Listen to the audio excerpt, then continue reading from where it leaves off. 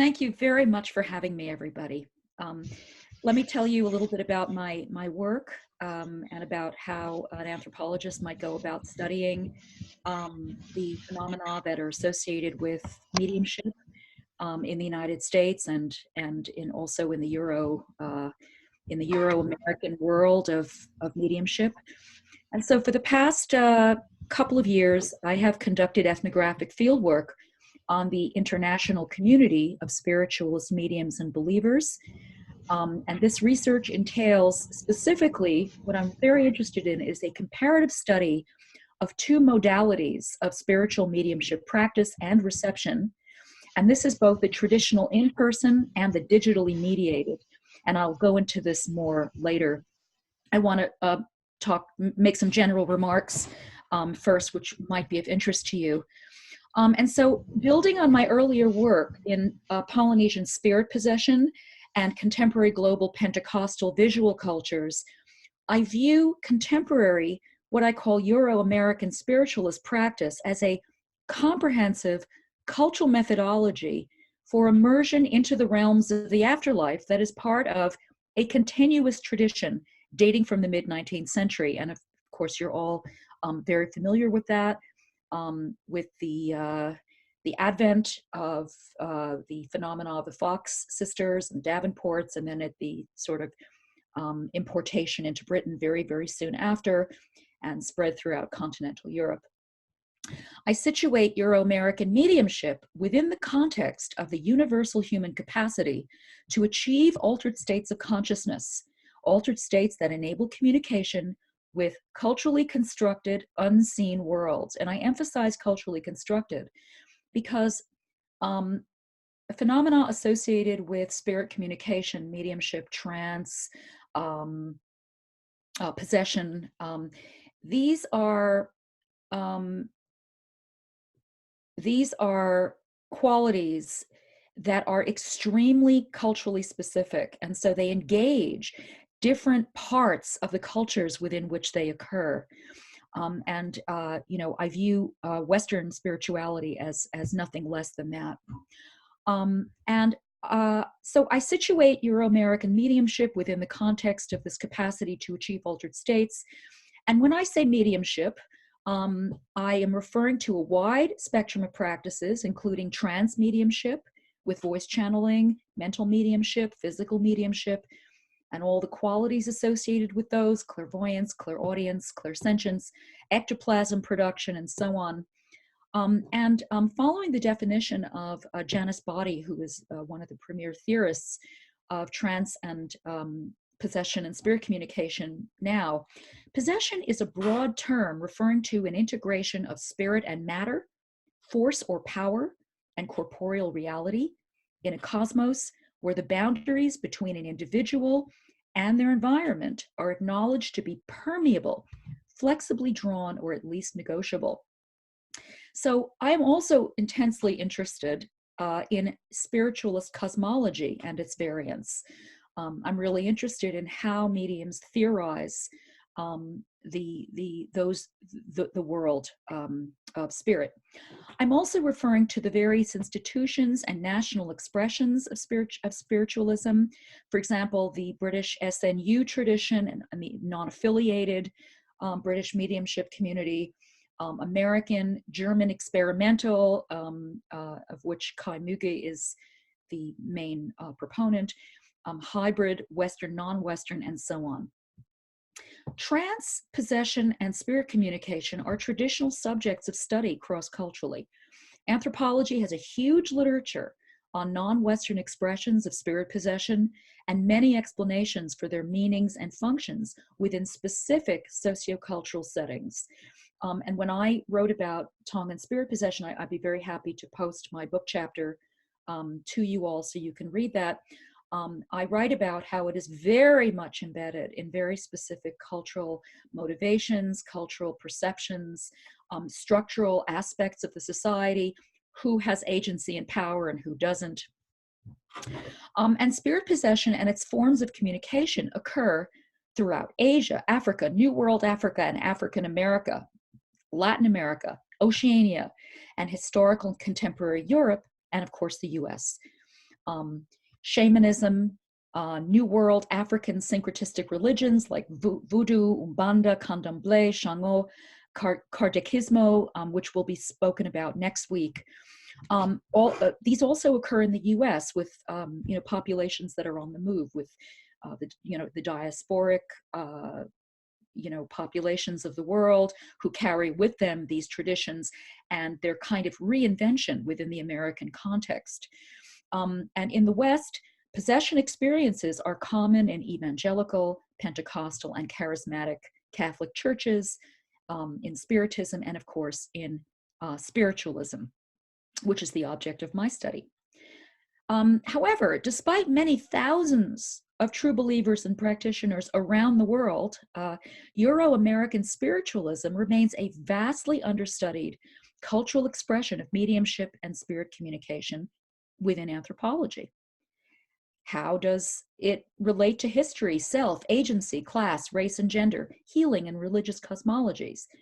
How does Euro-American spiritualism continually transform, adapt, and reinvent itself while remaining true to a core set of traditions, beliefs, and practices?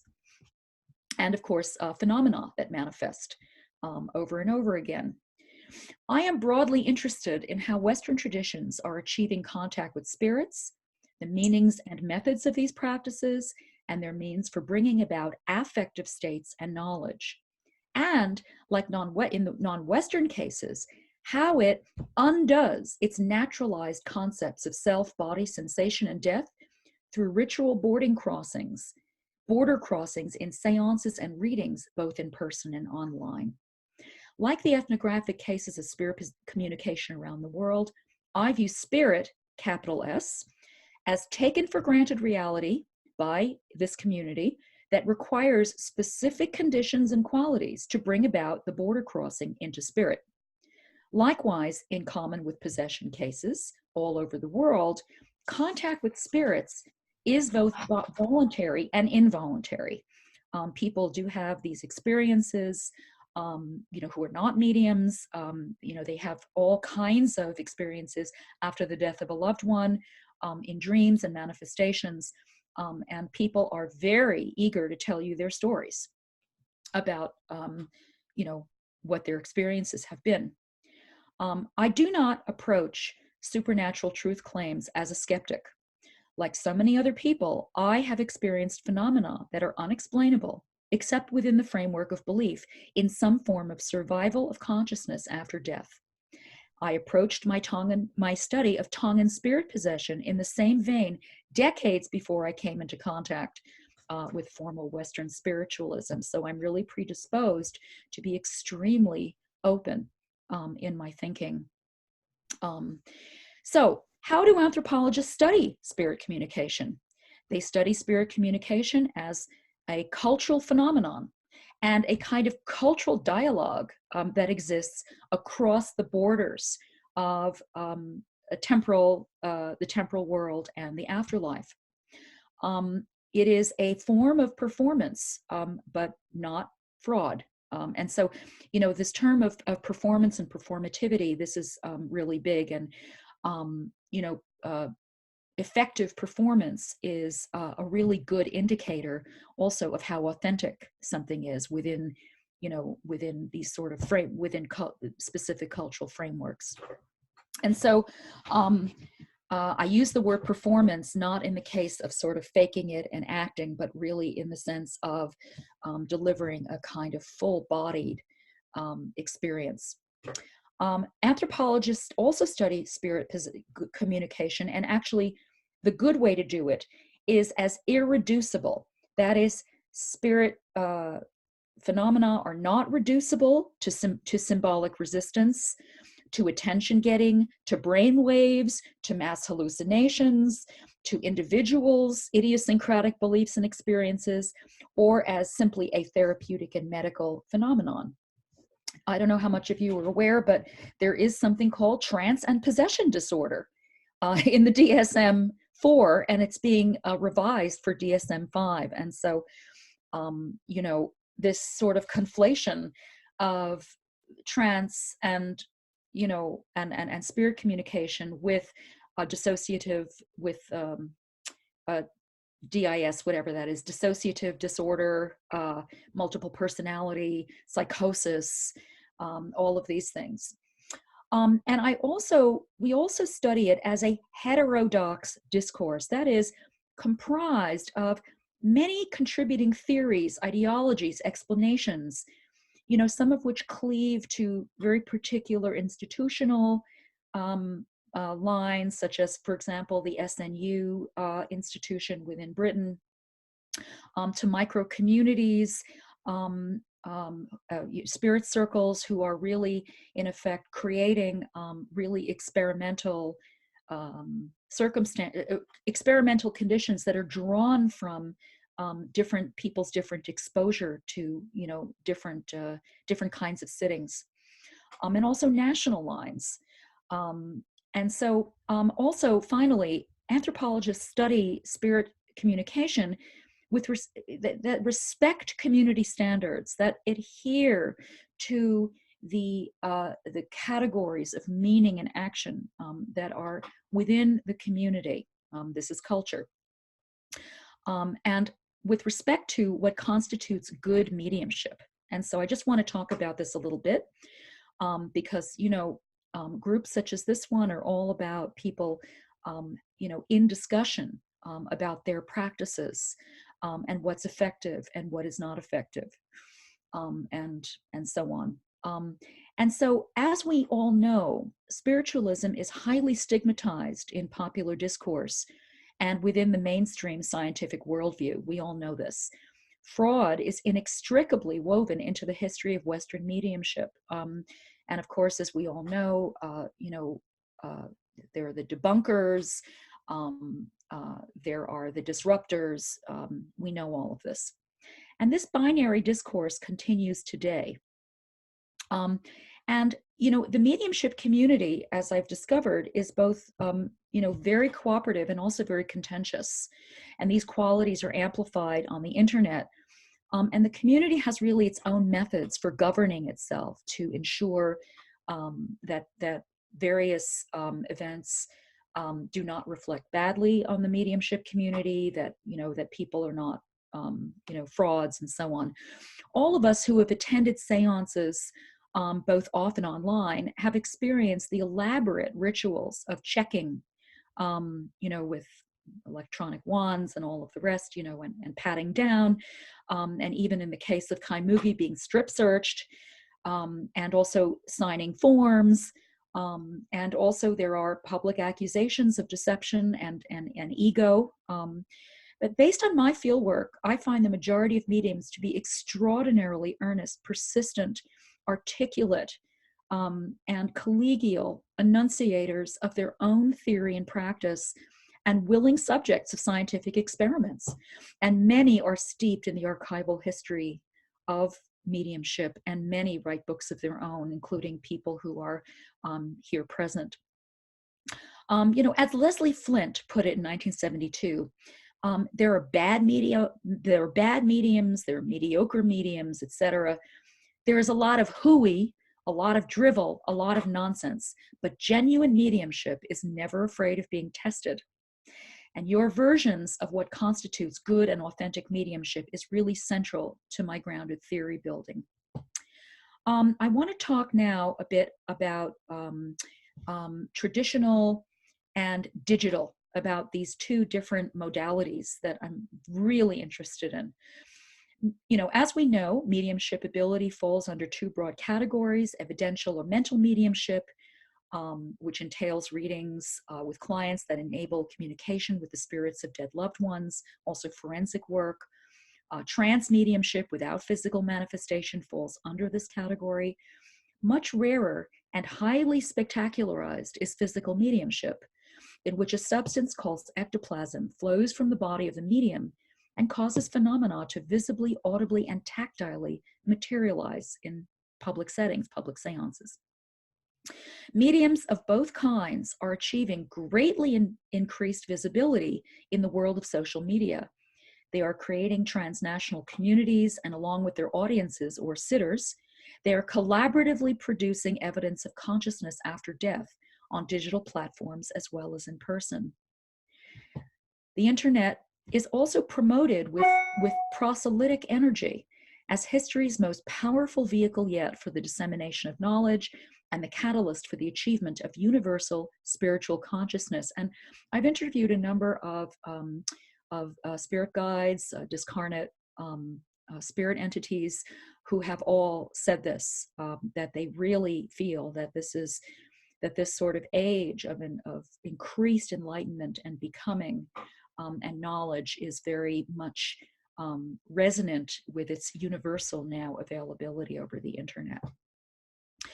Spiritualism has in fact enthusiastically endorsed 21st century technologies and scientific research, just as it did in the 19th and early 20th centuries, as aspirational blending of science and spirit, while faithfully maintaining the signs, methods, and paraphernalia of 19th century spirit technologies, such as photography, cabinets, trumpets, instruments, luminescent paint, the ectoplasmic body, the body itself as a technology.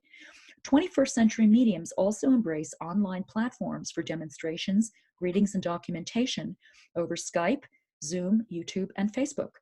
And in this, I'd like to also mention Shannon Taggart's fantastic and beautiful book, Seance, which is a kind of almost like a family picture album for so many people. I was able to take a look at it together with August Goforth when we were out near Lilydale with attending Kaimugi's seances. And it's really such a fantastic example, and also an articulation of this, of photography as a kind of evidential technology. It's really a wonderful book. In the spiritualist worldview, the internet is another ethereal realm, a technology of spirit in and of itself that is equally capable of drawing upon the vibrational energies of demonstrators and participants to produce multisensorially experienced evidence of spirit. The internet is impacting the very preconditions for certain practices, such as sitting in total darkness, holding hands, hearing the singing of the person sitting next to you, feeling that the vibration of human voices, the collective vibration of human voices within the circle or the seance, and feeling the touch of materialized spirits, as I have. Physical mediumship is, in fact, coming out of the darkness and into the dim light of visible phenomena. In a few cases, this has been documented on the internet and so on. Mediums are offering courses in development and individualized readings with spirit guides all online. This means that the senses must adapt to apprehend the experience of spirit presence. Within both settings, the in-person and the virtual, I focus on the production of presence, which is a concept that works both culturally in the sense of spirit presence and theoretically in virtual reality studies as a concept in which the body is anchored in the haptic sense of physical location and being there. Emotion and affect cannot easily be separated from embodied spaces and their forces of encounter. Presence online is at a remove from in-person contexts of readings, sittings, and seances, and thus must be sensorially and emotionally reconstituted within what I call the new technosensory spatial order of the digital. Trance and spirit possession research have been characterized by a fundamental tension between reductive and naturalizing and rationalizing approaches on the one hand, for example, setting up spirit possession and communication as a medical phenomenon, as a kind of a locus of conflict in which women feel that they need to call attention to themselves, or forms of resistance to many different forces. And on the other hand, there are these contextualizing and more phenomenological approaches on the other. Again, this is in the words of Janice Body, the researcher. As a proponent of the latter perspective, I have framed my work within the sensory turn in anthropology. My project is the kind of ethnography that entails theoretical exploration of sensory experience, perception, knowing, knowledge, practice, all trying to achieve a deep inside cultural perspective. Since the paradigmatic shifts in the social science disciplines in the 1980s and 90s, and also the emergence of consciousness studies in such fields as neuroscience, psychology, and philosophy, some, if not many, anthropological researchers increasingly see themselves as fellow subjects with their informants and seek cultural knowledge as participants in the same phenomenological systems. So to begin to even recognize the locations and boundaries of these systems requires a form of radical immersion and a spark of transformation. And I've submitted myself to the same situated contexts and training as developing mediums to learn to approximate the embodied responses to phenomena that are just considered to be impossible and exotic, right, within Western rational frameworks. And therein lies, for me, this kind of study of the mutual modeling of the internal and external worlds that really interests me. And I'll just go on very quickly to my methodology, and then I would love to take questions and have some more discussions with you. So I employ the qualitative methodologies that are central to ethnographic research, participant observation, interview, gathering of data from writings and online platforms, discourse analysis of linguistic data, and of course, archival research. And my research is necessarily multi-sited. The days are gone in 21st century anthropology where you just sort of go to a village and, study an artificially bounded context that seems to be divorced from, the globalized world. The community, your community, spans the US, the UK, continental Europe, Australia, and New Zealand. And I travel the circuitries both within this kind of deterritorialized terrain of the internet and in the physical, where I hang out with people and participate in seances and mediumship development workshops and join Zoom rooms where mediums discuss and contend, such as the room we're in right now. I'm conducting interviews of mediums, the discarnate spirit personae they channel, and other fellow pilgrims in person and over Skype. I seek to elicit people's narratives of embodiment and ways of knowing. And in addition, I am narrating my own auto-ethnographic experiences as I process through the set pieces of spiritualist practice, seances, readings, and development trainings. And as with the stories I elicit from my informants, from people that I talk to, I parlay my own phenomenological perspective into the cultural and historical inventory of these ideologies and sensations and beliefs. And so I kind of join in with this community. And I feel that I cannot communicate anything that goes on without achieving this kind of process of self-alteration and the being subject to entering into these experiences. And so I guess I could talk a lot more. I'm very interested in this idea of the uncanny, which is a really interesting term. It's a literary, aesthetic, and philosophical and psychoanalytic concept. The fundamental propensity of the familiar to turn on its owners, to become defamiliarized, and the sort of, as Freud said, the familiar made strange, and of course, the seance is really ground zero for the uncanny, and I'm really hoping to make a contribution, to that conversation of the uncanny. So I'm very happy to take questions.